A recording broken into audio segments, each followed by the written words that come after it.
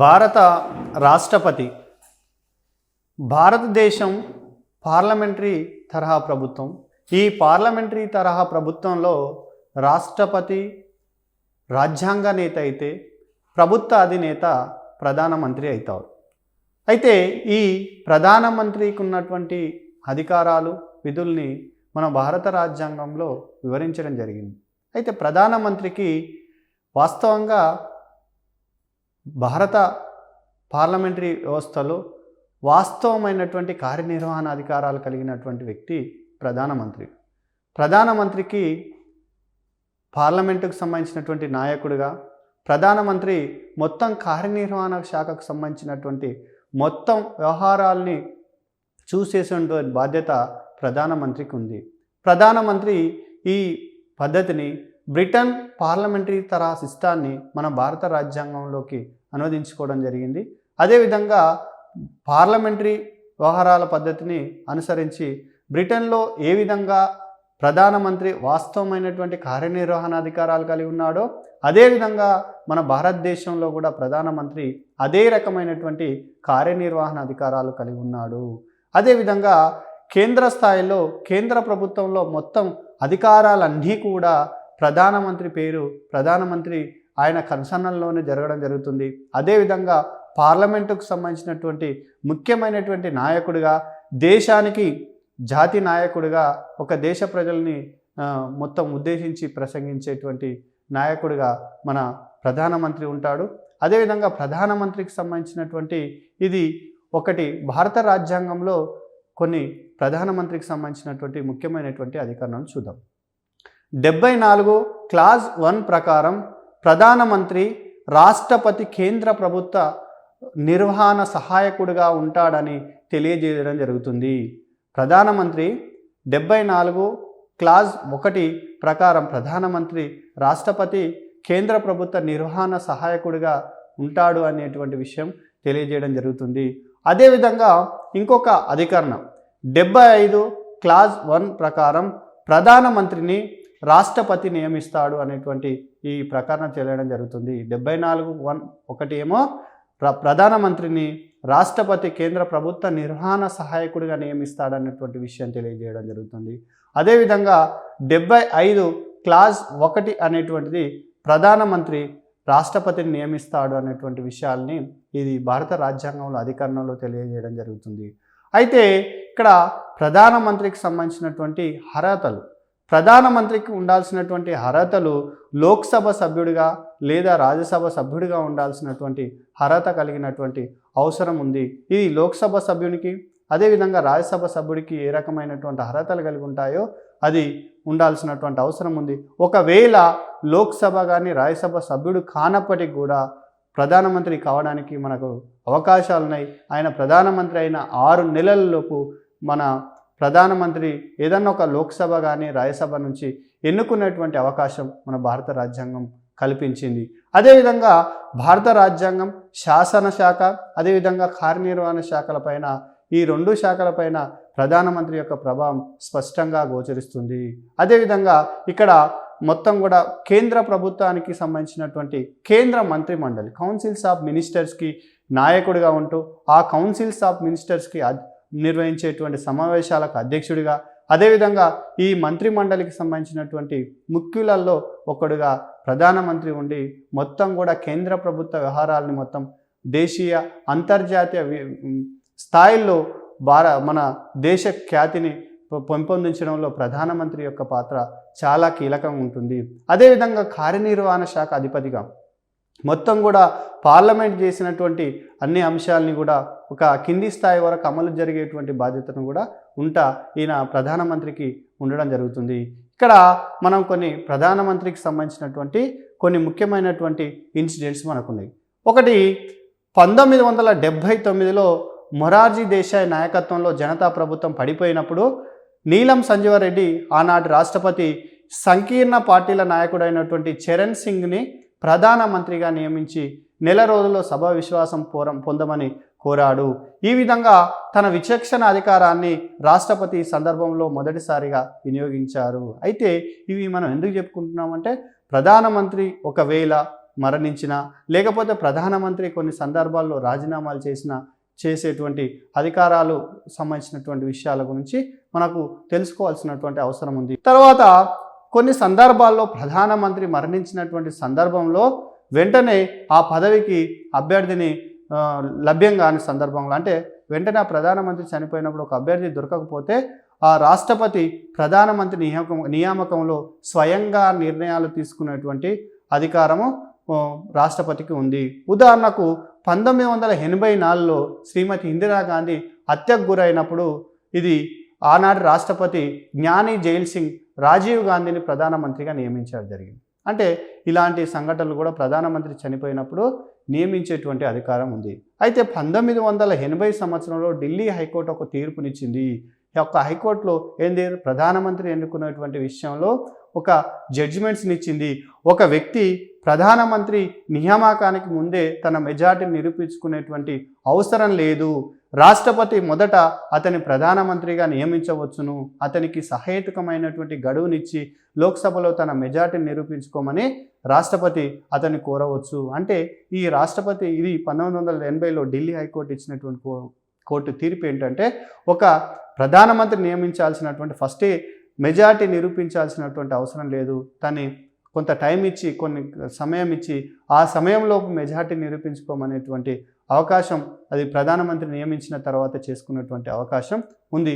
ఇలా కొన్ని ఉదాహరణకు మనం చూసుకున్నట్టయితే 1979లో చరణ్ సింగ్, 1989లో విపి సింగ్, 1990లో చంద్రశేఖర్, 1996లో హెచ్డి దేవగౌడ, అదేవిధంగా 1997లో ఇంద్రకుమార్ గుజ్రాల్, హైకే గుజ్రాల్, అదేవిధంగా 1998లో అటల్ బిహారీ వాజ్పేయి ఈ విధంగా నియమింపబడినటువంటి వాళ్ళు. అంటే మొదటిగా ప్రధానమంత్రిగా ఎన్నుకున్న తర్వాత ఆ తర్వాత వీళ్ళు తన మెజార్టీని నిరూపించుకోవడం జరిగింది. అందులో మరొకసారి ముఖ్యులు చరణ్ సింగ్ 1979, విపి సింగ్ 1989, చంద్రశేఖర్ 1990లో, హెచ్డి దేవగౌడ 1996, తర్వాత ఇంద్రకుమార్ గుజ్రాల్ 1997, అదేవిధంగా అటల్ బిహారీ వాజ్పేయి 1998లో ఈ విధంగానే నియమింపబడ్డారు. అయితే మరొకటి 1997లో సుప్రీంకోర్టు అభిప్రాయం ప్రకారం పార్లమెంటులో ఏ సభలో సభ్యుడు కానటువంటి వ్యక్తి ప్రధానమంత్రిగా నియమించవచ్చును. కానీ 6 నెలలలోపు పార్లమెంట్లో ఏదైనటువంటి సభలో, అంటే లోక్సభ కానీ రాజ్యసభలో కానీ సభ్యుడు కావాలి.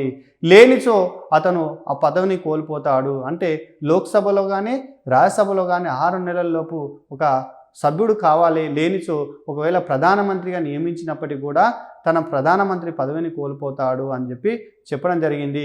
అయితే ఉదాహరణకు ఈ రకంగా అయినటువంటి వాళ్ళు, అంటే ఈ రకంగా ఎన్నిక కాబడినటువంటి వాళ్ళు ఇందిరాగాంధీ 1966లో, తర్వాత దేవగౌడ, తర్వాత మన్మోహన్ సింగ్ నియామక సమయంలో రాజ్యసభ సభ్యులుగా ఉన్నారు. అంటే ఏదో ఒక సభలో మెజార్టీగా అయితే ప్రధానమంత్రి అంటే లోక్సభలో ఉన్నటువంటి సభ్యుడే ప్రధానమంత్రి అవుతారు. ఎందుకంటే దేశంలో ఉన్నటువంటి ఏదైనా ఒక నియోజకవర్గం నుంచి, తన ప్రాతినిధ్య నియోజకవర్గం నుంచి ఎన్నిక కాబడినటువంటి సభ్యుడు దాదాపు అదే విధంగా ఉంటారు. కానీ అలా కాకుండా కూడా రాజ్యసభ సభ్యుడిగా ఉండి ప్రధానమంత్రి అయినటువంటి వాళ్ళు ఇందిరాగాంధీ, దేవగౌడ, మన చివరిగా ఉన్నటువంటి ప్రధానమంత్రి డాక్టర్ మన్మోహన్ సింగ్ కూడా రాజ్యసభ నుంచి కాబడినటువంటి వాళ్ళు. కానీ ఇక్కడ ఒక మనం విషయం గుర్తుంచుకోవాలి, ఇది మన బ్రిటన్ పార్లమెంటరీ పద్ధతిని అనుసరించి మన భారతదేశంలో వ్యవస్థ కొనసాగుతుంది. ఈ బ్రిటన్ పార్లమెంటరీ సిస్టమ్ మన పాలనలో, మన పార్లమెంటరీలో అణువణువు కనిపిస్తుంది. కానీ బ్రిటన్లో ప్రధానమంత్రి పార్లమెంట్లోని ఒక దిగువ సభ, హౌస్ ఆఫ్ కామన్స్లో తప్పక సభ్యుడై ఉండాలి. అంటే మన భారతదేశంలో దిగువ సభ అంటే లోక్సభ, ఎగువ సభనేమో రాజ్యసభ.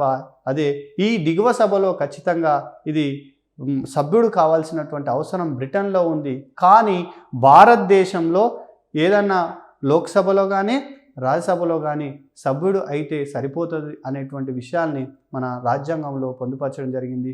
అదేవిధంగా హైకోర్టు కానీ సుప్రీంకోర్టు తీర్పులు కానీ ఇవన్నీ కూడా రాష్ట్రపతి ఎన్నికల విషయంలో కానీ మన ప్రధానమంత్రి ఏ అర్హత లేకున్నా కూడా, అంటే లోక్సభలో రాజ్యసభ సభ్యత్వం లేకున్నప్పటికీ కూడా ప్రధానమంత్రిగా నియమించేటువంటి అవకాశం మనకు రాజ్యాంగం కల్పించింది. కానీ ఎన్నికైనటువంటి ప్రధానమంత్రి 6 నెలల్లోపు లోక్సభ కానీ రాజ్యసభలో కానీ ఖచ్చితంగా సభ్యత్వం పొందాల్సినటువంటి అవసరం ఉంది.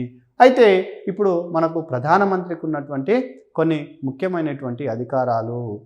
మొదటిది ప్రధానమంత్రి కేబినెట్ నాయకుడు, అంటే ప్రధానమంత్రి మంత్రిమండలి నాయకుడు, leader of cabinet, prime minister leader of cabinet. ఈయన ప్రధానమంత్రి కేబినెట్లో ముఖ్యుడు, అంటే మంత్రిమండలిలోకెల్లా ముఖ్యుడు.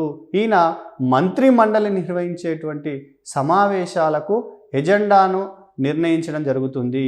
అదేవిధంగా కేబినెట్కు అధ్యక్షత వహిస్తుంది. కేబినెట్ అనేది ఏంటి అంటే పరిపాలనలో ప్రధానమంత్రితో నిర్మితమైనటువంటి ఒక కొంతమంది ముఖ్యులతోటి, అంటే ఈ కేబినెట్ సభ్యులు ఎవరు ఉంటారంటే పార్టీలో సీనియర్ మోస్ట్లు, బాగా అనుభవం ఉన్నటువంటి వాళ్ళు, ఆయా శాఖల్లో ఏ రంగాల్లో వాళ్ళు ప్రావీణ్యం కలిగి ఉంటారో వారిని ప్రధానమంత్రి తన కేబినెట్లో మంత్రిమండలిలో ఉంచుకోవడం జరుగుతుంది.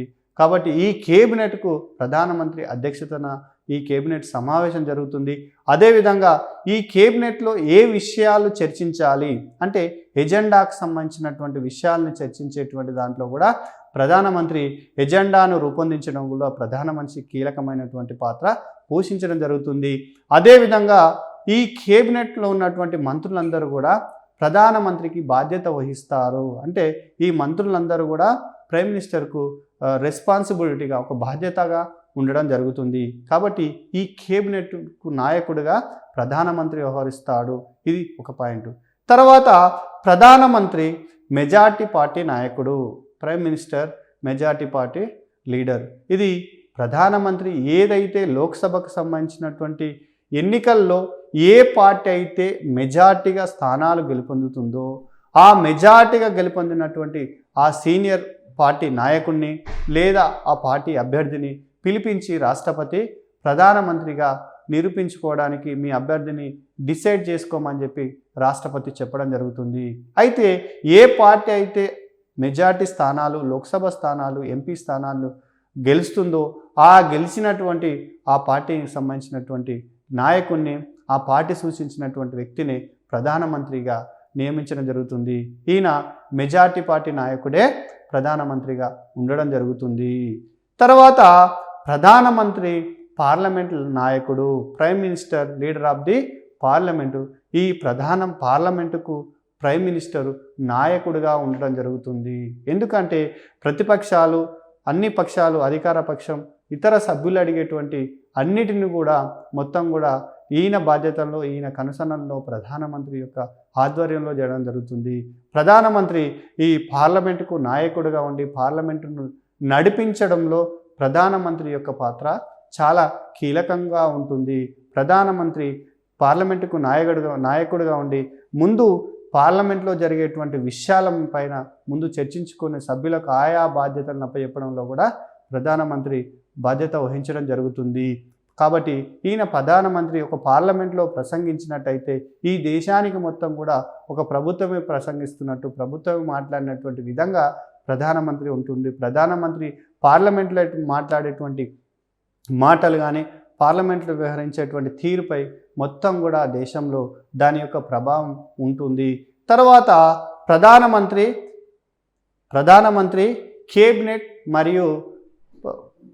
కేబినెట్ మంత్రిమండలి మరియు రాష్ట్రపతికి మధ్యన వారధిగా ఉండడం జరుగుతుంది.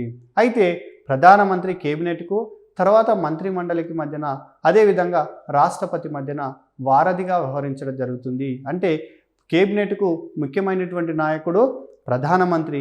ఆ ప్రధానమంత్రి తీసుకున్నటువంటి నిర్ణయాలు, ఈ మంత్రిమండలి తీసుకున్నటువంటి నిర్ణయాలని, ఇవన్నిటిని కూడా ఇటు ప్రధానమంత్రికి, ఇటు రాష్ట్రపతికి, తర్వాత మంత్రిమండలి మధ్యన ప్రధానమంత్రి ఒక సంధానకర్తగా ఉంటుండు. ఇక్కడి విషయాలు అక్కడ విషయాలు ఇక్కడ చెప్పుకొని కీలకమైనటువంటి నిర్ణయాలు తీసుకోవడంలో ఈ ముగ్గురు కూడా ప్రధానమంత్రి, కేబినెట్, తర్వాత రాష్ట్రపతి, ఇవన్నీ కూడా చాలా కీలకమైనటువంటి ఇది విషయం. దీనికి కూడా ఒక ప్రధానమంత్రి వారధిగా వ్యవహరిస్తుంటును. అదేవిధంగా మరొక ముఖ్యమైనటువంటి విషయం, ప్రధానమంత్రి కేంద్ర ప్రభుత్వ నాయకుడు. అంటే ఒక ప్రధానమంత్రి అనేటువంటి వాడు మన భారతదేశ ప్రభుత్వానికి సంబంధించినటువంటి ముఖ్యమైనటువంటి నాయకుడు. ప్రధానమంత్రి ఈ కేంద్ర ప్రభుత్వానికి నాయకుడిగా ఉండి కేంద్ర ప్రభుత్వం యొక్క మొత్తం కూడా మన ప్రభుత్వం తరపున ప్రధానమంత్రి ఏదైనా ఒక ప్రెస్లో ఒక ప్రకటన విడుదల చేసినప్పటికీ అది కేంద్ర ప్రభుత్వానికి సంబంధించినటువంటి నాయకుడిగానే మాత్రమే పోతుంది. తర్వాత ప్రధానమంత్రి జాతి నాయకుడు. ప్రధానమంత్రి మన భారతదేశానికి సంబంధించినటువంటి జాతి నాయకుడు, అంటే జాతిని ఉద్దేశించి ప్రసంగించడం. ప్రధానమంత్రి ఇప్పుడు 1947 ఆగస్టు 15 నుంచి స్వతంత్రం వచ్చినప్పటి నుంచి కూడా మొత్తం కూడా ఎర్రకోట దగ్గర జాతిని ఉద్దేశించి ప్రసంగించేటువంటి ఆ బాధ్యత. ప్రతి స్వతంత్ర దినోత్సవం సందర్భంగా జాతిని ఉద్దేశించు మీడియాలో, తర్వాత పత్రికలలో, పార్లమెంట్లో ప్రసంగించడం కూడా ఈయన మన భారతదేశానికి సంబంధించినటువంటి ఒక జాతీయమైనటువంటి నాయకుడిగా ఉంటాడు. ఒక దేశం ఇంకో దేశాలతో ఒప్పందాల్లో కానీ, అంతరంగిక వ్యవహారాల్లో కానీ, మొత్తం ఈ యుద్ధ సమయాల్లో కానీ ప్రధానమంత్రి మన జాతిని ఉద్దేశించి మన జాతికి నడిపించేటువంటి నాయకుడిగా ప్రధానమంత్రి ఉంటాడు. ఇంకోటి ప్రధానమంత్రి ప్రైమ్ మినిస్టర్స్ ఆఫీసర్, ప్రధానమంత్రి కార్యాలయము. ప్రధానమంత్రి కార్యాలయంలో అనేది ప్రధానమంత్రిని పాలనలో సహాయ సహకారాలు అందించడానికి ఏర్పడినటువంటిది. ఇది పిఎంఓ, ప్రైమ్ మినిస్టర్స్ ఆఫీసర్, ప్రధానమంత్రి కార్యాలయం అనేటువంటిది ఒకటి ఉంటుంది. ఇక్కడ మొత్తం కూడా ప్రధానమంత్రికి సంబంధించినటువంటి పరిపాలన వ్యవహారాలు కూడా ఈ ప్రధానమంత్రి కార్యాలయం నుంచి నిర్వహించడం జరుగుతుంది. దాదాపు ఒక 18కి పైగా కేంద్ర ప్రభుత్వానికి సంబంధించినటువంటి ప్రభుత్వ పథకాలన్నింటినీ కూడా ఈ ప్రధానమంత్రి కార్యాలయం నుంచి పంపించడం జరుగుతుంది. దీంట్లో ఈ ప్రధానమంత్రి కార్యాలయంలో ఒక ప్రిన్సిపల్ సెక్రటరీ, తర్వాత జాతీయ భద్రతా సలహాదారుడు, అదేవిధంగా రాజకీయ కార్యదర్శి ఉంటారు. ఈ పిఎంఓలో దాదాపు ఒక 18కి పైనటువంటి కేంద్ర ప్రభుత్వానికి సంబంధించినటువంటి పథకాలను దాని వ్యవహారాలను మొత్తం కూడా చూడడం జరుగుతుంది. అదేవిధంగా ఒక ప్రిన్సిపల్ సెక్రటరీ, తర్వాత ఒక జాతీయ భద్రతా కార్యదర్శి, భద్రతా సలహాదారుడు, అదేవిధంగా రాజకీయ కార్యదర్శి ఈ పిఎంఓలో ఉంటారు. ప్రధానమంత్రి అత్యంత శక్తివంతమైనటువంటి కేంద్ర నాయకుడిగా ఉంటాడు. కేంద్ర మంత్రిమండలిని, అదేవిధంగా పార్లమెంట్ని సమన్వయపరచడంలో, అదేవిధంగా కొన్ని సందర్భాల్లో ప్రతిపక్ష పార్టీలని కూడా తనకు అనుకూలంగా మద్దతును మలచడంలో కూడా ప్రధానమంత్రి కీలకమైనటువంటి పాత్ర పోషిస్తాడు. ప్రధానమంత్రి ప్రజలకు, పార్లమెంటుకు, మంత్రిమండలికి, కేబినెట్కు, రాష్ట్రపతికి చాలా ఒక ముఖ్యమైనటువంటి వ్యక్తిగా, ఒక ప్రధానమైనటువంటి నాయకుడిగా ప్రధానమంత్రి ఉంటాడు. ప్రధానమంత్రి పైన ప్రముఖుల యొక్క వ్యాఖ్యానాలు. ఈ ప్రధానమంత్రికి ఉన్నటువంటి ప్రముఖుల వ్యాఖ్యానాలకు సంబంధించి గతంలో అనేక పోటీ పరీక్షల్లో వీటి గురించి అడగడం జరిగింది.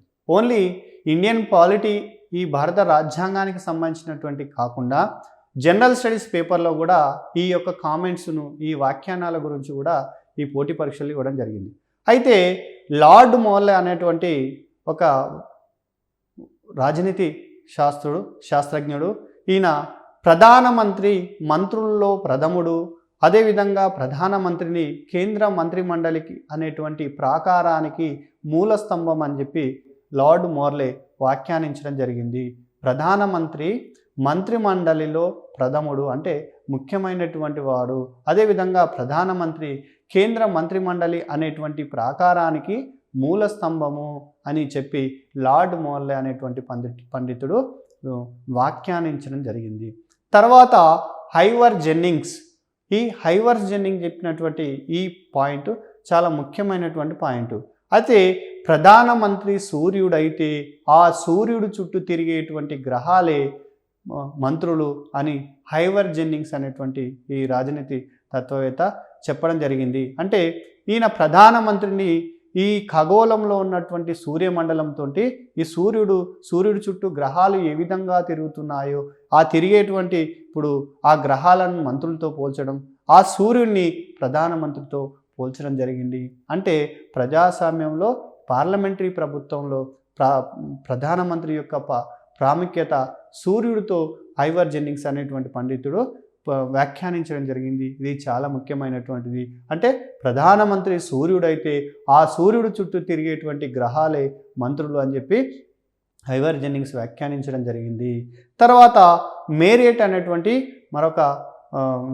ఒకరు వ్యాఖ్యానించడం జరిగింది. రాజకీయ యంత్రాంగం పరిభ్రమించడానికి ఒక ఆధార బిందువు ప్రధాని. ఒక రాజకీయం అనేటువంటి ఒక యంత్రాంగము పరిభ్రమించడము అంటే తిరగడము, కదలడము.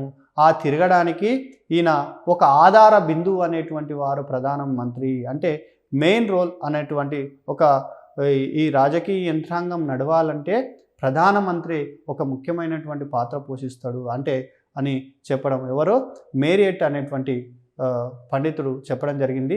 రాజకీయ యంత్రాంగం పరిభ్రమించడానికి ఒక ఆధార బిందువు ప్రధానమంత్రి. ఈ రాజకీయ యంత్రాంగానికి ఆధారమే ప్రధానమంత్రి అని చెప్పి వ్యాఖ్యానించడం జరిగింది. తర్వాత హార్ట్ కోట్ అనేటువంటి పండితుడు దీని గురించి చెప్పడం జరిగింది. ప్రధానమంత్రి నక్షత్రాల్లో చంద్రుని వంటి వాడు అని విలియం హార్ట్ కోట్ అనేటువంటి పండితుడు పేర్కొనడం జరిగింది. అంటే ప్రధానమంత్రిని చుక్కల్లో చంద్రుడిగా వర్ణించడం జరిగింది. అంటే ఈ చుక్కలు ఎన్ని ఉన్నప్పటికీ కూడా చంద్రుడు ఎంత ప్రకాశవంతంగా ఉంటాడో ప్రధానమంత్రి అనేటువంటి ఆయన కూడా అదే విధంగా ఉంటాడని చెప్పి విలియం హార్ట్ కోట్ అనేటువంటి వ్యక్తి ప్రధానమంత్రి నక్షత్రాల్లో చంద్రుడు వంటి వాడు, చుక్కల వంటి వాడు అని చెప్పి వ్యాఖ్యానించడం జరిగింది. తర్వాత మన్రో రాజ్యం అనే నౌకకు ప్రధానమంత్రి కెప్టెన్ అని వర్ణించడం జరిగింది. అంటే ఒక రాజ్యం అనేది ఒక నౌక అయితే ఆ నౌకను నడిపించేటువంటి కెప్టెనే ప్రధానమంత్రి అని చెప్పి మన్రో అనేటువంటి పండితుడు వ్యాఖ్యానించడం జరిగింది. తర్వాత రామ్సే మ్యూర్, ఇది కూడా చాలా ముఖ్యమైనటువంటిది. ఈ రామ్సే మ్యూర్ అనేటువంటి పండితుడు రాజ్యం అనే నౌకకు ప్రధానమంత్రి చోదక చక్రం వంటి వాడు. అంటే ఒక స్టీరింగ్ లాంటి వాడు. అంటే రాజ్యం అనేటువంటి ఒక నౌకకు ప్రధానమంత్రి ఒక చోదక చక్రం లాంటి వాళ్ళు అని చెప్పి రామ్సే మ్యూర్ అనేటువంటి పండితుడు ఈ ప్రధానమంత్రి గురించి కొనియాడడం జరిగింది. తర్వాత ప్రధానమంత్రిని మంత్రిమండలిలో కేంద్రకం, జీవం మరియు మరణకారకం కనుక ఇతడు ప్రభుత్వ యంత్రాంగానికి ఇరుసు వంటి వాడు అని చెప్పి హెచ్జే లాస్కీ అనేటువంటి పండితుడు ప్రధానమంత్రి గురించి వివరించడం జరిగింది. తర్వాత హెచ్ఆర్జి గ్రీవ్స్ ప్రభుత్వం దేశానికి యజమాని అయితే ప్రధానమంత్రి ప్రభుత్వానికి యజమాని అని పోల్చడం జరిగింది.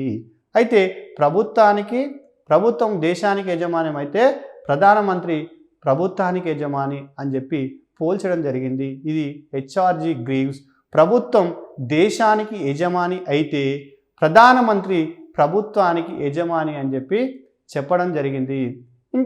మరొక పండితుడు హెర్బర్ట్ మారిసన్స్ అనేటువంటి పండితుడు ఆయన మాటల్లో ప్రధానమంత్రి గురించి ప్రభుత్వాధినేతగా ప్రధానమంత్రి సామాన్యుల్లో ప్రథముడు, కానీ ఈ వర్ణన నేటి కాలంలో ప్రధానమంత్రి హోదాకు తక్కువనే.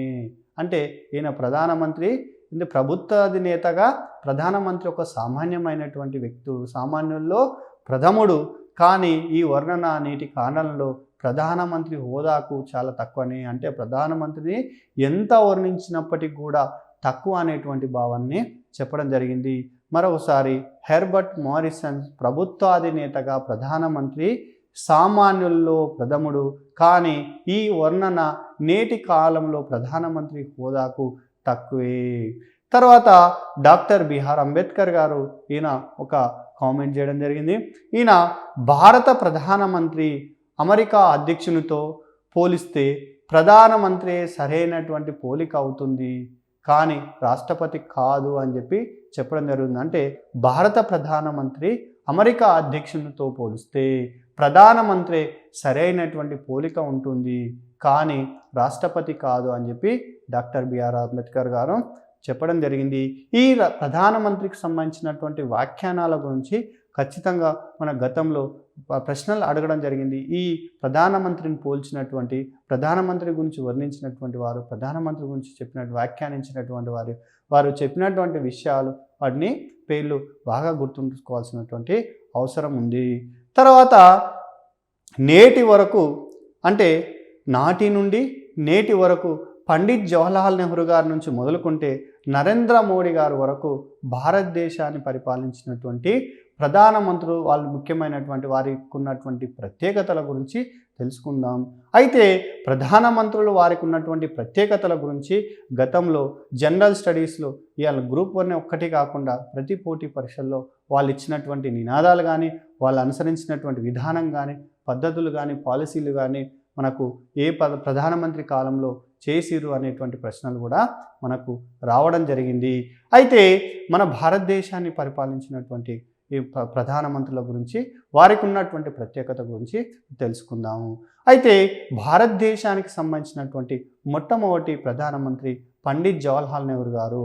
ఇది ఆగస్టు 15, 1947 నుంచి 27/5/1964 వరకు ఈయన పండిత్ జవహర్లాల్ నెహ్రూ ప్రధానమంత్రిగా వ్యవహరించడం జరిగింది. అయితే ఈయన భారతదేశంలో ఉన్నటువంటి ఈ మొదటి ప్రధానమంత్రి, ఈయన అత్యధిక కాలం పనిచేసినటువంటి ప్రధానమంత్రి కూడా పండిత్ జవహర్లాల్ నెహ్రూ గారే. 16 సంవత్సరాల 286 రోజులు ప్రధానమంత్రిగా పనిచేసినటువంటి వ్యక్తి. తర్వాత ఈయన 4 సార్లు ప్రధానమంత్రిగా ఎన్నికబడినటువంటి వ్యక్తి పండిత్ జవహర్లాల్ నెహ్రూ గారు. ఈయన పండిత్ జవహర్లాల్ నెహ్రూ గారు సామ్యవాదాన్ని భారతదేశంలో ప్రవేశపెట్టడం జరిగింది. అంటే డెమోక్రసీ, సోషలిజం, అదేవిధంగా భారతదేశంలో పంచవర్ష ప్రణాళికల్ని కూడా ప్రవేశపెట్టినటువంటి వ్యక్తి పండిత్ జవహర్లాల్ నెహ్రూ గారు. అదేవిధంగా ప్రపంచంలో ఈరోజు మన భారతదేశాన్ని ఒక విదేశాంగ విధానంలో ఒక గొప్పగా తీర్చిదిద్దినటువంటి చరిత్ర కూడా ఒక భారతదేశానికి విదేశాంగ విధానం, ఫారెన్ పాలసీ అనేటువంటి ఆ విధానాన్ని కూడా రూపొందించి భారతదేశం ప్రపంచ దేశాలతో ఏ విధంగా వ్యవహరించింది అనేటువంటి విధంగా ఈరోజు ప్రపంచ స్థాయిలో ఒక గొప్ప గుర్తింపు తీసుకొచ్చినటువంటి ప్రధానుల్లో పండిత్ జవహర్లాల్ నెహ్రూ గారు ప్రథముడు. అదేవిధంగా ఈ విదేశ విధానానికి సంబంధించినటువంటి రూపశిల్పి.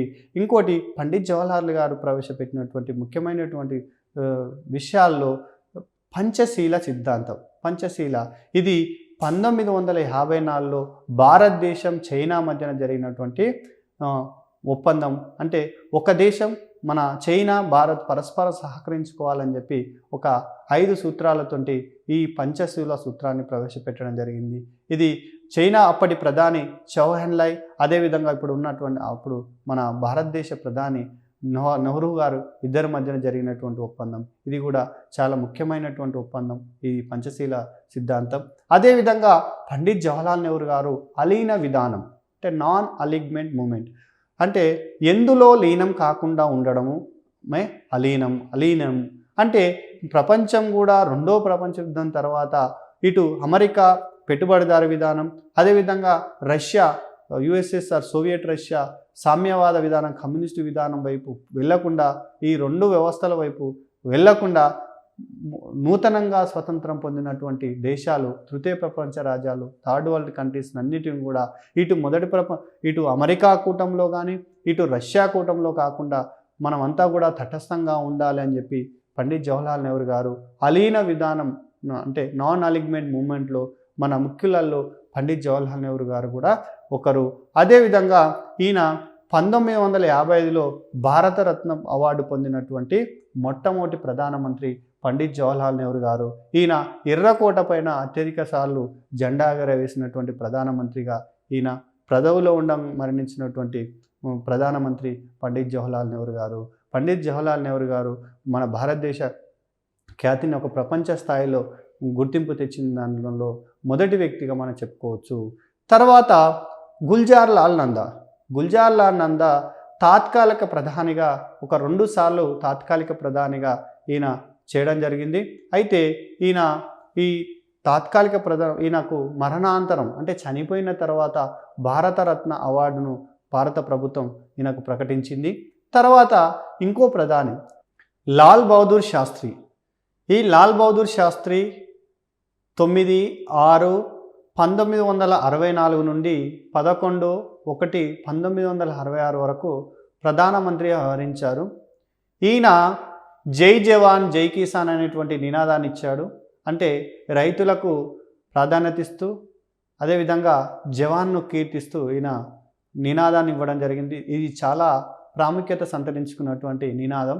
అదేవిధంగా ఈయన 1966లో పాకిస్తాన్తో జరిగినటువంటి యుద్ధాన్ని సమర్థవంతంగా ఎదుర్కొన్నటువంటి ప్రధానమంత్రి ఈయన. అదేవిధంగా 1965లో పాకిస్తాన్ ప్రధాని అయూబ్ ఖాన్తో తాష్కెంట్ ఒప్పందం చేసుకోవడం జరిగింది.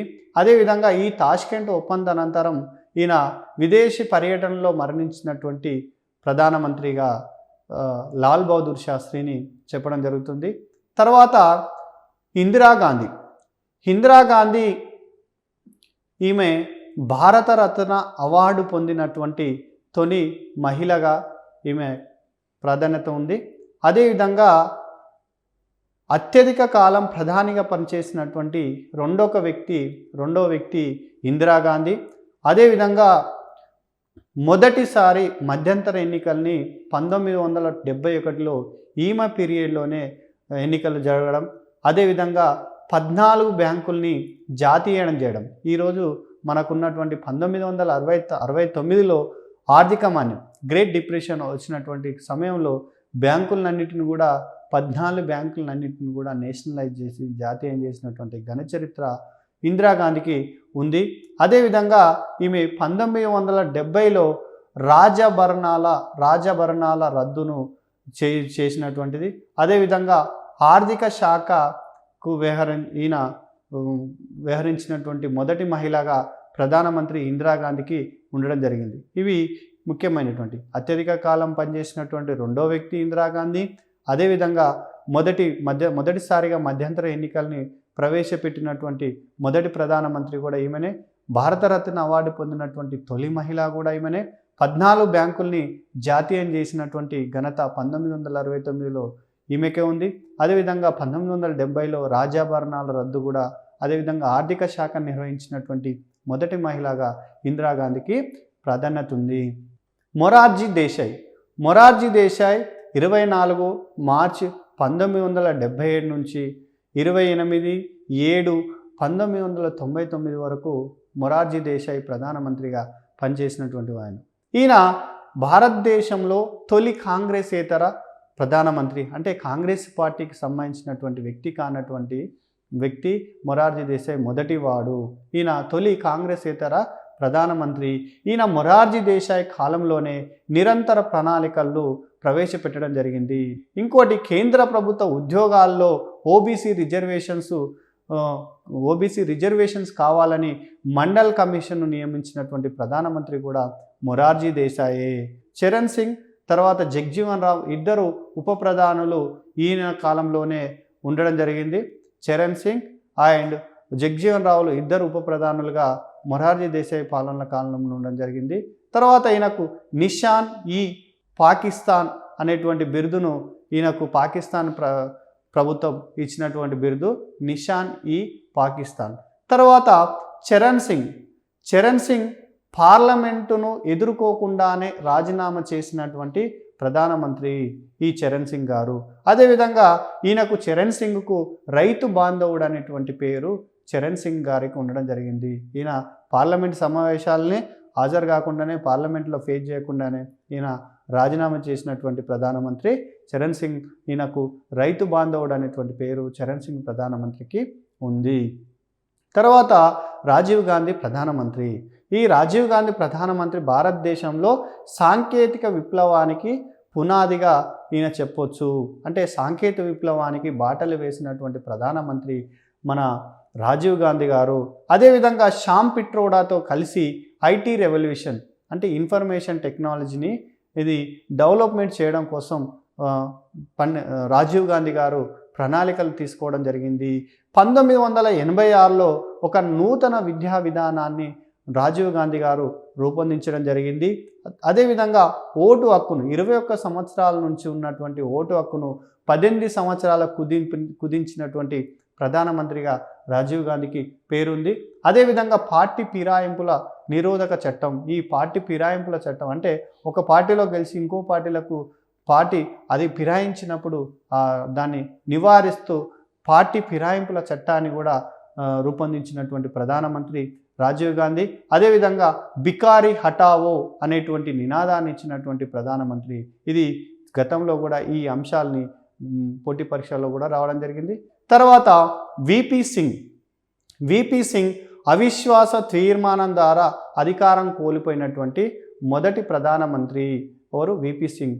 ఈ విపి సింగ్ అవిశ్వాస తీర్మానం ద్వారా మొదటిసారి అధికారం కోల్పోయినటువంటి మొట్టమొదటి భారత ప్రధానమంత్రి విపి సింగ్. ఈ విపి సింగ్ మండల కమిషన్ సిఫారసుల్ని అమలు చేయడం జరిగింది. ఈయన ఇంతకుముందుకు మనం చెప్పుకున్నప్పుడు ఏంటి, మన మొరార్జీ దేశాయ్ పీరియడ్లో మండల కమిషన్ ఏర్పాటు చేస్తే ఈయన మన విపి సింగ్ గారు ఆ మండల కమిషన్ సిఫారసులను అమలు చేసినటువంటి ప్రధానమంత్రి విపి సింగ్. ఈయన కాలంలోనే అంతర్రాష్ట్ర మండలిని కూడా ఏర్పాటు చేసుకోవడం జరిగింది. తర్వాత మరో ప్రధానమంత్రి ఈయన చంద్రశేఖర్. రాజకీయ పార్టీల పాదయాత్రలకు శ్రీకారం చుట్టినటువంటి ప్రధానమంత్రి చంద్రశేఖర్ గారు. ఈయనను యంగ్ టర్క్గా ఈయనను వర్ణించడం జరుగుతుంది. ఈయన 1991లో అమెరికా గల్ఫ్ యుద్ధంలో ఇంధన సరఫరా చేయడం వల్ల ఈయన చంద్రశేఖర్ గారు వివాదాలకు గురి కావడం జరిగింది. ఈయన చంద్రశేఖర్ ప్రైమ్ మినిస్టర్ కాలంలోనే ఇది గల్ఫ్ యుద్ధం జరిగింది. తర్వాత మరో ప్రధానమంత్రి పివి నరసింహారావు. తెలంగాణ నుండి, తెలుగు ప్రాంతం నుండి, అదేవిధంగా దక్షిణ భారతదేశం నుంచి ఎన్నిక కాబడినటువంటి మొట్టమొదటి వ్యక్తి పివి నరసింహారావు. పాములపర్తి వెంకట నరసింహారావు. ఈయన లుక్ ఈస్ట్ అనేటువంటి విదేశాంగ విధానాన్ని రూపొందించడం జరిగింది. భారతదేశంలో ఆర్థిక సంస్కరణలు, ఎకనామికల్ రిఫార్మ్స్ను చేసినటువంటి ప్రైమ్ మినిస్టర్ కూడా పివి నరసింహారావు. ద ఇన్సైడర్ అనేటువంటి తన ఆత్మకథను కూడా ఈయన రాసుకోవడం జరిగింది. ఇంకోటి 1000 పడగలు, విశ్వనాథ సత్యనారాయణరావు రాసిన 1000 పడగలు, సహస్రపన్ అనేటువంటి దాన్ని కన్వర్ట్ చేసి రాయడం జరిగింది. ఈయన ఇచ్చినటువంటి నిదానం దేశ్ బచావో దేశ్ బనావో, దేశ్ బచావో దేశ్ బనావో అనేటువంటి నినాదాన్ని ఇచ్చారు. అదేవిధంగా నూతన ఆర్థిక విధానాన్ని, న్యూ ఎకనామిక్ పాలసీని ఇంప్లిమెంట్ చేసినటువంటి ప్రైమ్ మినిస్టర్. ఈ నూతన ఆర్థిక విధానాల్లో భాగంగా ఈరోజు మనకున్నటువంటి ఎల్పిజి, లిబరైజేషన్, ప్రైవేటైజేషన్, గ్లోబలైజేషన్ అటువంటి విధానాల్ని, నూతన ఆర్థిక విధానాల్ని, ఆర్థిక సంస్కరణని అమలుపరిచినటువంటి ప్రధానమంత్రి పివి నరసింహారావు. ఈయన పార్లమెంట్లో ఏ సభ్యుడు కాకుండానే ప్రధానమంత్రిగా ఎన్నిక కావడం జరిగింది. ఆ తర్వాత ఈయన సభ్యునిగా ఎన్నిక కావడం జరిగింది. ఇంకోరు అటల్ బిహార్ వాజ్పేయి. అటల్ బిహార్ వాజ్పేయి ప్రధానమంత్రిగా ఈయన జై విజ్ఞాన్ అనేటువంటి నినాదాన్ని ఈ ఏబి వాజ్పేయి గారు ఇవ్వడం జరిగింది. అయితే పివి నరసింహారావు కాలంలో అమలుపరిచినటువంటి ఆర్థిక సంస్కరణలు, ఆర్థిక విధానాల్ని వేగవంతం చేసినటువంటి ప్రధానమంత్రి ఈయన. తర్వాత ఈయన పోఖ్రాన్ రెండవసారి అణుపరీక్షల్ని 1998లో ఈయన నిర్వహించడం జరిగింది. మొదటి పోఖ్రాన్లో అణుపరీక్షలు నిర్వహించినటువంటి ప్రధానమంత్రి ఇందిరాగాంధీ. రెండో పర్సన్ ఈయన మన ఏబి వాజ్పేయి, అటల్ బిహార్ వాజ్పేయి గారు పోఖ్రాన్లో రెండవసారి అణుపరీక్షలు నిర్వహించినటువంటి ప్రధానమంత్రి 1998లో. అదేవిధంగా కార్గిల్తో జరిగినటువంటి యుద్ధాన్ని కూడా సమర్థవంతంగా తిప్పికొట్టినటువంటి ప్రధానమంత్రి ఏబి వాజ్పేయి గారు, అటల్ బిహార్ వాజ్పేయి గారు. ఈయన కార్గిల్ చొరబాటులోకి వచ్చినటువంటి పాకిస్తాన్ని కూడా ఆ యుద్ధాన్ని భారత్ జయబేరు మోగించేటట్టు చేయడం. అదేవిధంగా పాకిస్తాన్లో ఉన్నటువంటి లాహోర్కి ఒక బస్ సర్వీస్ను, అంటే భారత్ పాకిస్తాన్ల మధ్యన దౌత్యం కానీ స్నేహం కానీ వెల్లివిరచాలని చెప్పి లాహోర్ బస్సు సర్వీసును ఏర్పాటు చేసినటువంటి ప్రధానమంత్రి ఏబి వాజ్పేయి గారు. అదేవిధంగా ఐక్యరాజ్య సమితిలో యుఎన్ఓ, యునైటెడ్ నేషన్స్ ఆఫ్ ఆర్గనైజేషన్లో హిందీలో ప్రసంగించినటువంటి మొదటి ప్రధానమంత్రి అటల్ బిహార్ వాజ్పేయి గారు. అదేవిధంగా ఈయన 2014లో భారతరత్న అవార్డు పొందినటువంటి వ్యక్తి. తర్వాత హెచ్డి దేవగౌడ ప్రధానమంత్రి గారు. హెచ్డి దేవగౌడ గారు ఈయన దక్షిణ భారతదేశం నుంచి ఎన్నిక కాబడినటువంటి రెండో వ్యక్తి. మొదటి వ్యక్తి పివి నరసింహారావు గారు, రెండో వ్యక్తి హెచ్డి దేవగౌడ గారు. హెచ్డి దేవగౌడ గారు 13 పార్టీలతో కూడుకున్నటువంటి యునైటెడ్ ఫ్రంట్ ప్రభుత్వంలో ఈయన హెచ్డి దేవగౌడ గారు ఏర్పాటు చేయడం జరిగింది. ఈయన తర్వాత డాక్టర్ మన్మోహన్ సింగ్. ఈ doctor Manmohan Singh UPA, united progressive alliance అనేటువంటి కూటమిలో ఈయన ఈ ఫ్రంట్ తరపున అధికారంలోకి రావడం జరిగింది. ఈయన కాలంలో అమెరికాతో జరిగినటువంటి అణు ఒప్పందం చాలా కీలకమైనటువంటి హెన్రీ హైడ్ యాక్ట్ 123 అనేటువంటి ఆ చట్టం, అమెరికా చట్టం ద్వారా భారతదేశం అమెరికాతో ఒక ఒప్పందం చేసుకోవడం జరిగింది. అయితే డాక్టర్ మన్మోహన్ సింగ్ గారు పివి నరసింహారావు ప్రభుత్వంలో ఆర్థిక మంత్రిగా పనిచేసి ఆర్థిక సంస్కరణలు అంటే ఈ ఎకనామికల్ రిఫార్మ్స్ చేయడంలో డాక్టర్ మన్మోహన్ సింగ్ గారు చాలా ముఖ్యమైనటువంటి వ్యక్తిగా ఈయన పివి నరసింహారావు పనిచేసినటువంటి కాలంలో చేయడం జరిగింది. తర్వాత నరేంద్ర మోడీ, ఈ నరేంద్ర మోడీ 25-26 తేదీ 2014 నుంచి ప్రధానమంత్రిగా కొనసాగుతున్నాడు. ఈయన అత్యధిక మెజార్టీతో గెలిచినటువంటి రెండో ప్రధానిగా, అదేవిధంగా 4 సార్లు గుజరాత్కు ముఖ్యమంత్రిగా పరిపాలన చేసినటువంటి వ్యక్తి నరేంద్ర మోడీ గారు. అదేవిధంగా విద్యార్థి దశలో ఒక విద్యార్థి ఉద్యమంలో పనిచేసినటువంటి వ్యక్తి నరేంద్ర మోడీ గారు. అదేవిధంగా యుఎన్ఓలో, యునైటెడ్ నేషన్స్ ఆఫ్ ఆర్గనైజేషన్, ఐక్యరాజ్య సమితిలో హిందీలో ప్రసంగించిన రెండో ప్రధానమంత్రి నరేంద్ర మోడీ గారు. ఇది అదేవిధంగా స్వచ్ఛ భారత్ లాంటి కార్యక్రమాలు పెట్టి ఈరోజు మన భారతదేశాన్ని ముందుకు తీసుకుపోతున్నటువంటి వ్యక్తులలో నరేంద్ర మోడీ గారు ఉన్నారు. నాటి జవహర్లాల్ నెహ్రూ గారి నుంచి మొదలుకుంటే నేడి ఉన్నటువంటి నరేంద్ర మోడీ గారు వరకు అందరూ ప్రధానమంత్రులందరూ కూడా మన ఆ పదవికి తెచ్చినటువంటి వ్యక్తులే.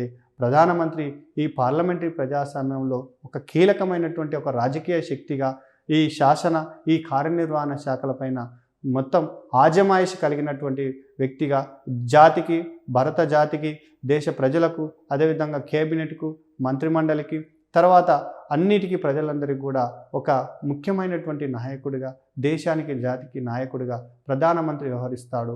ప్రధానమంత్రి ఇది చాలా కీలకమైనటువంటిది. ఉప ప్రధాని సర్దార్ వల్లభాయ్ పటేల్, మొరార్జీ దేశాయ్, చరణ్ సింగ్, జగ్జీవన్ రావ్, చవాన్, దేవీలాల్, ఎల్కే అద్వానీ, ఈ 6 ఉప ప్రధానులుగా పనిచేయడం జరిగింది. అయితే 1989లో సుప్రీంకోర్టు కేంద్ర మంత్రివర్గంలో ఉప ప్రధానిగా నియమితమైనటువంటి దేవీలాల్ ఎన్నిక గురించి సుప్రీంకోర్టు 1989లో తీర్పును వెల్లడిస్తూ ఉప ప్రధాని అనేటువంటి పదవి రాజ్యాంగంలో ఎక్కడ కూడా ఉప ప్రధాని అనేటువంటి పదవిని పొందుపరచలేదు. ఇది ఒక మంత్రి మండలిలో ఉండేటువంటి మంత్రికి ఏ రకమైనటువంటి అధికారాలు ఉంటాయో అదే రకమైనటువంటి అధికారాలు ఉంటాయి. ఇది రాజ్యాంగేతర సంస్థ అని సుప్రీంకోర్టు వ్యాఖ్యానించడం జరిగింది. ఇప్పటి వరకు మన భారతదేశంలో 6 మంది ఉప ప్రధానులుగా పనిచేయడం జరిగింది.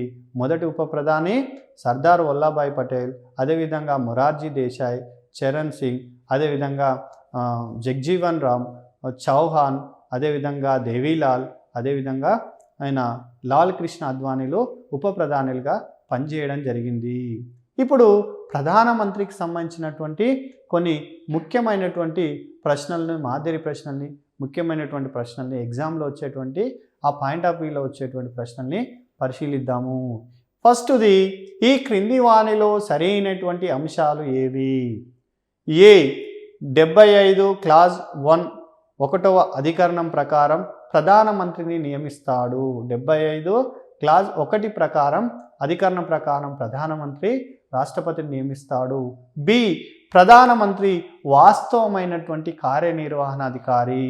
C, 75 clause 1A, clause 1B క్లాజ్లను 2003లో 91వ రాజ్యాంగ సవరణ ద్వారా చేర్చారు. ఆప్షన్ డి, 75 క్లాజ్ 5 ప్రకారం మంత్రులు ఎవరైనా 6 నెలల పాటు పార్లమెంటు సభ్యులుగా లేనిచో తమ మంత్రి పదవిని కోల్పోతారు. అంటే ఎవరైనా సభ్యత్వం లేనటువంటి మంత్రి 6 నెలల పాటు పార్లమెంటుగా సభ్యులుగా లేనట్టయితే ఆయన తన మంత్రి పదవిని కోల్పోతారు అనేటువంటి అంశం తెలియజేస్తుంది. ఈ క్రింది వాణిలో ఈ సరైనటువంటి అంశాలు 75 క్లాజ్ 1 అధికరణం ప్రకారం ప్రధానమంత్రి రాష్ట్రపతిని నియమిస్తాడు. బి, ప్రధానమంత్రి వాస్తవ కార్యనిర్వహణాధిపతి. C, 75 clause 1A, clause 1B క్లాజ్లను 2003లో 91వ రాజ్యాంగ సవరణ ద్వారా రాజ్యాంగంలో పొందుపరిచారు. డి, 75 క్లాజ్ 5 ప్రకారం మంత్రులు ఎవరైనా 6 నెలల పాటు పార్లమెంటు సభ్యులుగా లేనిచో తమ మంత్రి పదవిని కోల్పోతారు. ఇక్కడ options A BD, B ABD, C B మాత్రమే, డి పైవన్నీ సరైనవి. ఇప్పుడు చెప్పుకున్నటువంటి అన్ని అంశాలు కూడా సరైనటువంటిది. మరో ప్రశ్న చూద్దాం. భారత ప్రధానిని చుక్కల్లో చంద్రుడని వ్యాఖ్యానించిన వారు ఎవరు? భారత ప్రధానమంత్రిని చుక్కల్లో చంద్రుడు అని చెప్పి వ్యాఖ్యానించినటువంటి వాళ్ళు ఎవరు? Options: A Ivor Jennings, B William Harcourt, C BR Ambedkar, D lord Morley. ఈ భారత ప్రధాని చుక్కల్లో చంద్రుడని వ్యాఖ్యానించినటువంటి వాళ్ళు విలియం హార్ట్కోట్. అదేవిధంగా ఆన్సర్ విలియం హార్ట్కోట్ ఆన్సరు. ఇంకోటి, ఈ క్రింది వాణిలో ఇంతవరకు ఉప ప్రధానులుగా పనిచేసిన వారులో సరైన వారు: A Morarji Desai, B Charan Singh, C Jagjivan Ram, D YV Chavan, E Devi Lal, F Lal Krishna Advani, G Sardar Vallabhbhai Patel. ఇప్పటి వరకు ప్రధానమంత్రిగా పనిచేసినటువంటి వాళ్ళు మొరార్జీ దేశాయ్ పనిచేశారు, చరణ్ సింగ్ ఉప ప్రధానిగా చేశారు, జగ్జీవన్ రామ్ చేశారు, అదేవిధంగా వైబీ చౌహాన్ చేశారు, దేవిలాల్ చేశారు, అదేవిధంగా లాల్ కృష్ణ అద్వానీ, సర్దార్ వల్లభాయ్ పటేల్ ఇప్పటి వరకు ఉప ప్రధానులుగా పనిచేసినటువంటి వాళ్ళు. ఈ పై వారందరూ కూడా ఉప ప్రధానులుగా పనిచేసిన వాళ్ళు అందరూ కూడా సమానులే. Answer ABCDEFG. ఈ 6 కూడా పై వారందరూ కూడా ఉప ప్రధానులుగా పనిచేసినటువంటి వాళ్ళే. మరో బిట్టు, మెజార్టీ కోల్పోయిన ప్రధానమంత్రి రాజీనామా చేసి తదనంతరం లోక్సభ రద్దయితే ఆ వ్యక్తిని ఆపద్ధర్మ ప్రధానమంత్రిగా కొనసాగించి పరిపాలన చేయవచ్చు, అయితే విధాన నిర్ణయాలు చేయరాదు అని 1971లో సుప్రీంకోర్టు ఏ కేసులో తీర్పునిచ్చింది? ఇక్కడ ఆప్షన్ చూద్దాం. A UN Rao versus Indira Gandhi, B Ram Jayanti versus Punjab, C Shamsher Singh versus Punjab, D ఏది కాదు. ఇది సుప్రీంకోర్టు 1971లో UN Rao versus Indira Gandhi case విషయంలో ఇట్లా ప్రధానమంత్రి రాజీనామా చేసినటువంటి ప్రధానమంత్రి ఆ తర్వాత లోక్సభ రద్దు అయితే ఆపద్ధర్మ ప్రధానమంత్రిగా చెయ్యొచ్చు అని చెప్పి ఈ 1991లో UN రావ్ వర్సెస్ ఇందిరాగాంధీ కేసులో సుప్రీంకోర్టు జడ్జిమెంట్ ఇచ్చింది. తర్వాత మరొక ప్రశ్న, ప్రధానమంత్రి సూర్యుడు అయితే సూర్యుని చుట్టూ తిరిగే గ్రహాలు మంత్రులని ప్రధానిని వర్ణించిన వారు ఎవరు? ఆప్షన్ ఇక్కడ చూద్దాం. A Ramsay Muir, B Munro, C Ivor Jennings, D Morrisons. ప్రధానమంత్రి సూర్యుడు అయితే ఆ సూర్యుడు చుట్టూ తిరిగే గ్రహాల మంత్రులు అని చెప్పి వర్ణించిన వాళ్ళు హైవర్ జెన్నింగ్స్. ఇక్కడ option C Ivor Jennings option సరైనటువంటిది. ఇంకో ప్రశ్న చూద్దాం. ఈ క్రింది నినాదాలు వాటినిచ్చినటువంటి ప్రధానమంత్రులు సరైనటువంటి వాటిని గుర్తించుము. ఈ ప్రధానమంత్రులు ఇచ్చినటువంటి నినాదాలు చాలా ముఖ్యమైనటువంటి, గతంలో ఈ పోటీ పరీక్షల్లో ఈ ప్రశ్న దీని నుంచి రావడం జరిగింది.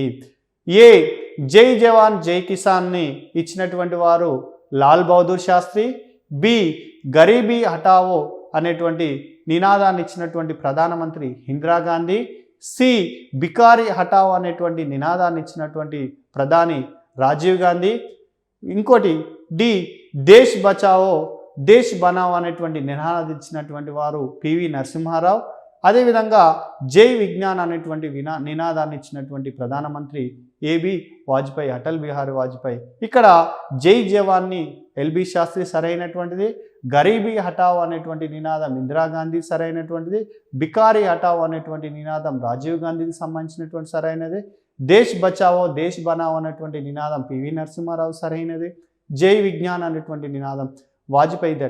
ఇవన్నీ కూడా పైన ఇచ్చినటువంటి ప్రధానమంత్రులు వాళ్ళు ఇచ్చినటువంటి నినాదాలన్నీ కూడా సరైనటువంటిది. ఇక్కడ ఆప్షన్ డి అన్నీ సరైనటువంటి. తర్వాత మరో ప్రశ్న చూద్దాం. దేశంలో తొలి కాంగ్రెసేతర ప్రధానమంత్రి మరియు రాజీనామా చేసినటువంటి మొదటి ప్రధాని ఎవరు? First A Morarji Desai, B Charan Singh, C Chandrashekhar, D Deve Gowda. ఇక్కడ భారతదేశంలో తొలి కాంగ్రెసేతర ప్రధానమంత్రి అదేవిధంగా మరియు రాజీనామా చేయబడినటువంటి మొట్టమొదటి ప్రధానమంత్రి ఎవరు అంటే మొరార్జీ దేశాయ్. ఇక్కడ ఆన్సర్ ఏ మొరార్జీ దేశాయ్. మరో ప్రశ్న చూద్దాం. 1966లో పాకిస్తాన్ అధ్యక్షుడు అయూబ్ ఖాన్తో తాష్కెంట్ ఒప్పందంపై సంతకాలు చేసినటువంటి ప్రధానమంత్రి. ఇక్కడ options A Nehru, B Gulzarilal Nanda, C LB Shastri, D Indira Gandhi. ఇక్కడ తాష్కెంట్ ఒప్పందంపై సంతకం చేసినటువంటి ప్రధానమంత్రి లాల్ బహదూర్ శాస్త్రి. ఈ తాష్కెంట్ ఒప్పందం అనంతరం విదేశాల్లో మరణించినటువంటి ప్రధానమంత్రి కూడా ఈయన ఎల్బి శాస్త్రి గారు ఉండడం జరిగింది. మరో ప్రశ్న చూద్దాం. మాజీ ప్రధాని ఇందిరాగాంధీకి సంబంధించినటువంటి సరి అయిన అంశాలని గుర్తించుము. ఈమె ఏ తొలి మహిళా ప్రధాని, బి 1969లో 14 బ్యాంకులను జాతీయం చేశారు, సి 1970లో రాజభరణాలను రద్దు చేసినటువంటి ప్రధాని, డి 1974లో మొదటిసారిగా పోఖ్రాన్ అణుపరీక్షలు నిర్వహించినటువంటి ప్రధానమంత్రి, 1971లో భారతరత్న అవార్డు పొందినటువంటి మొదటి మహిళ, ఎఫ్ 20 సూత్రాల పథకాన్ని ప్రవేశపెట్టినటువంటి ప్రధానమంత్రి అని చెప్పి ఇక్కడ ఆప్షన్స్ ఇవ్వడం జరిగింది. అయితే తొలి మహిళా భారత ప్రధాని సరి అయినటువంటిది. 14 బ్యాంకులని 1969లో జాతీయం చేసింది, ఇది సరి అయినటువంటిది. 1970లో రాజాభరణాల బిరుదుల్ని అదే ఆభరణాలని రద్దు చేసినటువంటి ప్రధానమంత్రి కూడా ఇందిరాగాంధీ. 1974లో మొట్టమొదటిసారిగా పోఖ్రాన్లో అణు పరీక్షలను నిర్వహించినటువంటి ప్రధానమంత్రి కూడా ఇందిరాగాంధీ. 1971లో భారతరత్న అవార్డు పొందినటువంటి తొలి మహిళ కూడా ఇందిరాగాంధీ. 20 సూత్రాల పథకాన్ని ప్రవేశపెట్టినటువంటి ప్రధాని కూడా ఇందిరాగాంధీ. ఈమె పీరియడ్లోనే అత్యధికంగా ఎమర్జెన్సీలు విధించినటువంటి ప్రధానమంత్రి కూడా ఇందిరాగాంధీ. ఇవన్నీ కూడా ఇందిరాగాంధీకి సంబంధించినటువంటి సరైనటువంటి అంశాలుగా మనం గుర్తుంచుకోవాలి. తర్వాత మరో ప్రశ్న, అటల్ బిహారీ వాజ్పేయికి సంబంధించినటువంటి సరైనటువంటి అంశాలు. మన మాజీ ప్రధాని అటల్ బిహారీ వాజ్పేయికి సంబంధించినటువంటి సరైనటువంటి అంశాలు. ఇక్కడ ఏ అంటే పోఖ్రాన్లో రెండోసారి 1998లో అణు పరీక్షలు నిర్వహించినటువంటి ప్రధాని.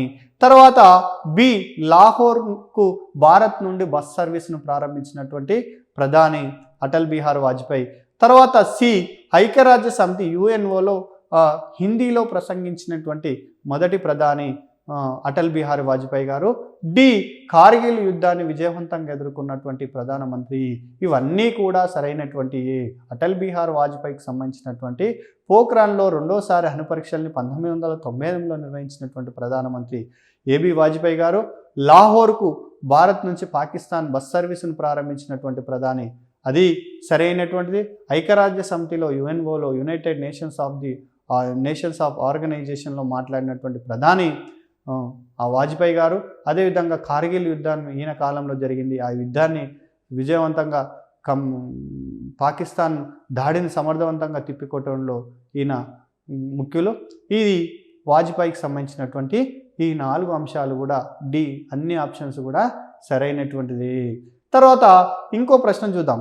మాజీ ప్రధాని పివి నరసింహారావుకు సంబంధించినటువంటి సరికానిటువంటి అంశాలు. అంటే ఫస్ట్ ఏ తెలంగాణకు చెందినటువంటి తొలి ప్రధానమంత్రి, ఇది బి లుక్ ఈస్ట్ అను విదేశాంగ విధానాన్ని ప్రవేశపెట్టారు, సి భారతదేశంలో నూతన ఆర్థిక విధానాలకు పునాదులు వేసినటువంటి ప్రధానమంత్రి, డి రైతు బాంధవుడిగా పేరొందినారు.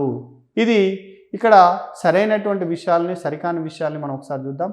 ఈయన తెలంగాణకు చెందినటువంటి వ్యక్తి, ఇది సరైనటువంటి అంశమే. తర్వాత లుక్ ఈస్ట్ అనేటువంటి విదేశాంగ విధానాన్ని ప్రవేశపెట్టినటువంటి ప్రధానమంత్రి పివి నరసింహారావు, ఇది కూడా సరైనటువంటిదే. ఇంకోటి భారతదేశంలో నూతన ఆర్థిక విధానాలకు పునాదులు వేసినటువంటి ప్రధానమంత్రి కూడా పివి నరసింహారావే. ఈ 3 సరైనటువంటి. రైతు బాంధవుడిగా పేరొందినటువంటి వారు పివి నరసింహారావు కాదు, ఈయన చరణ్ సింగ్కు ఒక రైతు బాంధవుడిగా అనేటువంటి పేరుంది. ఇందులో సరికానటువంటి అంశను ఇది ఒక డి మాత్రమే. ఏబిసిడిలో మనం చూసుకున్నట్టయితే ఏబిసి, బి బిడి, సి డి మాత్రమే. డి పైవేవి కావు, ఓన్లీ ఒక డి మాత్రమే. ఇది సరికానటువంటి అంశం ప్రధానమంత్రి పివి నరసింహారావుకు సంబంధించి. మిగతా అన్నీ కూడా సరైనటువంటి. తర్వాత ఇంకో ప్రశ్న చూద్దాం. అమెరికాలో హెన్రీ హైడ్ యాక్ట్ 1, 2, 3 ప్రకారం అణు ఒప్పందాన్ని కుదుర్చుకున్నటువంటి ప్రధానమంత్రి ఎవరు? ఒకటి A IK Gujral, B Vajpayee, C Manmohan Singh, D Narendra Modi. ఇక్కడ అమెరికాతోటి అణు ఒప్పందాన్ని హెన్రీ హైడ్ యాక్ట్ 1, 2, 3 ఒప్పందాన్ని కుదుర్చుకున్నటువంటి ప్రధానమంత్రి ఇది మన్మోహన్ సింగ్ గారు. డాక్టర్ మన్మోహన్ సింగ్ గారు అమెరికాతోటి ఇది మన అణు ఒప్పందాన్ని జరుపుకోవడం జరిగింది. ఇవన్నీ కూడా ముఖ్యమైనటువంటి ప్రశ్నలు. ఇవి దీంతో పాటు ఇంతకుముందు ప్రధానమంత్రులు వాళ్ళు చేసినటువంటి వాళ్ళ కాలంలో చేసినటువంటి అంశాలు కూడా చాలా కీలకమైనటువంటి. కాబట్టి ప్రధానమంత్రి ప్రజాస్వామ్యంలో, పార్లమెంటరీ ప్రజాస్వామ్యంలో ఆయన ఒక జాతికి సంబంధించినటువంటి నాయకుడు. ఆయనకు సంబంధించినటువంటి అంశాలు వాళ్ళు వ్యక్తులుగా మనకు గతంలో పేపర్లను పరిశీలించినట్టయితే ప్రధానమంత్రిగా పనిచేసినటువంటి వాళ్ళ కాలాల్ని మనము పనిచేసినటువంటి ఆ పీరియడ్ను, తర్వాత వాళ్ళు ఇచ్చినటువంటి నినాదాలు కానీ, వాళ్ళు చేసినటువంటి ఒప్పందాలు కానీ చాలా ముఖ్యమైనటువంటి అభ్యర్థులు ఈ అంశాన్ని బాగా గుర్తుకు ఉంచుకోవాల్సినటువంటి అవసరం ఉంది.